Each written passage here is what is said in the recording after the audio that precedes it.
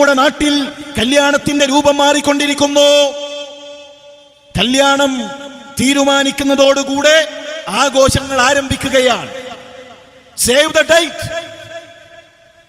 ഉപ്പയും ഉമ്മയുമാണ് നിർദ്ദേശങ്ങൾ കൊടുക്കുന്നത്. ഇവനാരാണ്, ഇവളാരാണ്, മഹർ കൊടുത്ത് സ്വീകരിച്ചോ, കല്യാണം നടന്നോ, തീരുമാനിച്ചിട്ടേ ഉള്ളൂ.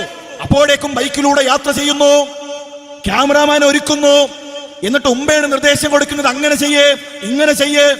അത് വീഡിയോ എടുത്ത് അത് റീൽസ് ആക്കി അത് സോഷ്യൽ മീഡിയകളിലൂടെ പ്രചരിപ്പിക്കുന്നവരെ, ശുദ്ധ തോന്നിവാസം, ശുദ്ധമായ ഹറാം. കല്യാണം ആരംഭിക്കുന്നതിന് മുമ്പേ ഹറാമിലൂടെ തുടങ്ങുമ്പോ ആ കുടുംബ ജീവിതത്തിൽ എങ്ങനെയാണ് ബറക്കത്തുണ്ടാവുക? കല്യാണത്തിന്റെ അന്ന് ബറക്കത്തിന് വേണ്ടി പ്രാർത്ഥിക്കും. ഖതീബ് പറയും, ഇതാ എല്ലാവരും ബറക്കത്തിന് പ്രാർത്ഥിക്കണം.